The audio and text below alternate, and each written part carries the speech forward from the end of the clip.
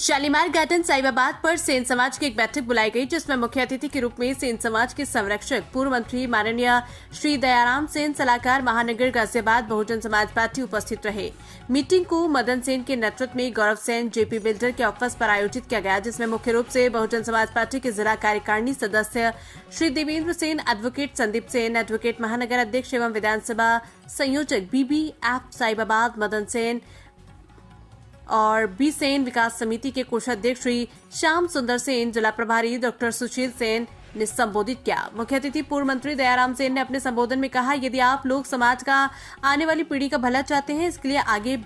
बढ़ाना चाहते हैं, तो बाबा साहब के 3 मूल मंत्र शिक्षित बनो, संगठित रहो, राजनीतिक सत्ता के लिए संघर्ष करो, उनका अपना जीवन में अनुसरण करना पड़ेगा। सेन साहब ने कहा कि ये सिलसिला श्री मदन सेन के नेतृत्व में शुरू किया गया, जिसको शहर के हर गली मोहल्ले तक पहुंचाना जरूरी है, क्योंकि जब तक समाज जागृत नहीं होगा तब तक समाज का भला होने वाला नहीं। शहर के हर कॉलोनी में समाज के लोगों को जागृत करना मेरा लक्ष्य है। भाईचारा बनाकर हम लोगों को बहुजन समाज पार्टी के नेता परमादरणीय बहन कुमारी मायावती जी के नेतृत्व में समतामूलक समाज की स्थापना कर उत्तर प्रदेश में दबे, पिछड़े, शोषित, पीड़ित समाज का नेतृत्व स्थापित करना है। महानगर अध्यक्ष श्री मदन सेन ने कहा कि बहुजन समाज पार्टी की सरकार में मुझ जैसे कार्यकर्ताओं को जो सम्मान मिला और कहीं नहीं मिल सकता। माननीय नेताजी के संपर्क में आने पर उनके साथ रहने का मुझे जो सौभाग्य प्राप्त हुआ, जिसकी वजह से उत्तर प्रदेश के लगभग 50 जिलों में मेरे नाम की पहचान है। कर्पूरी ठाकुर जी अगर राजनीति नहीं करते होते तो उन्हें कोई जानता भी नहीं, और भारत सरकार उनको भारत रत्न का सम्मान प्राप्त करने का सौभाग्य प्राप्त नहीं होता। हर समाज के लोगों को जो मौका मिला वो किसी और की देन नहीं है, वो B.R. अम्बेडकर साहब की देन है कि उन्होंने इस देश के संविधान में हमारे लोगों को उस समय फुलसाने का काम किया जब देश आजाद नहीं हुआ था। उस समय जो मनुवादी सोच के लोग थे, बाबा साहब तो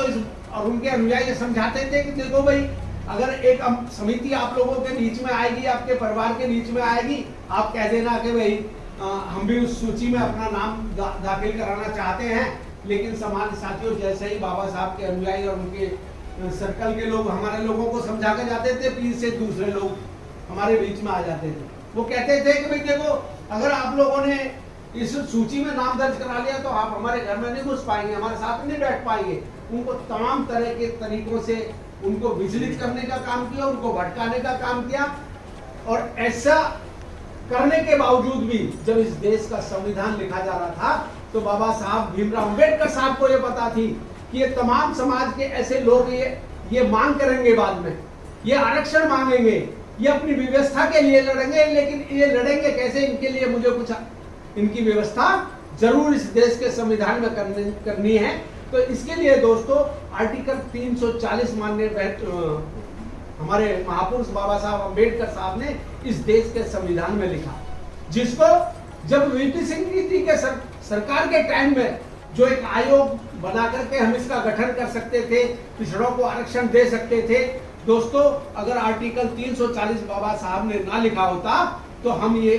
आज जो आरक्षण का लाभ उठा रहे हैं, जो पिछड़े समाज के लोगों को 27% जो आरक्षण मिला है, देश की आजादी के समय नहीं था। ये विश्वनाथ प्रताप सिंह जी की सरकार, जो वीपी सिंह की सरकार इस देश में बनी थी, उससे पहले आरक्षण नहीं था। उनकी सरकार के बाद इस देश में आरक्षण लागू हुआ, और वो आर्टिकल 340 जिसको बाबा साहब अम्बेडकर साहब ने इस देश की व्यवस्था में लिखा है, सामान्य साथियों, उसके माध्यम से हमारे लोगों को ये लाभ मिलना शुरू हुआ है। हमारे बच्चे आज अगर शिक्षा में आगे हैं, इन तमाम बिंदुओं को ध्यान में रखते हुए सामान्य साथियों, माननीय बहन कुमारी मायावती जी और काशीराम इस बात के लिए लड़ते रहे, हमारे लिए लड़ते रहे। सामान्य साथियों, जब वीपी सिंह की सरकार बनी थी, उनको MP चाहिए थे, उनको MP की आवश्यकता थी। 3-4 MP उनको कम पड़ रहे थे, लेकिन वो MP हमारे पास थे। वो बिजनौर से हमारे पास थे, पंजाब से हमारे पास था, और तमाम इस तरह के 2-3-4 हमारे पास सांसद थे। उन सांसदों की विशेष आवश्यकता थी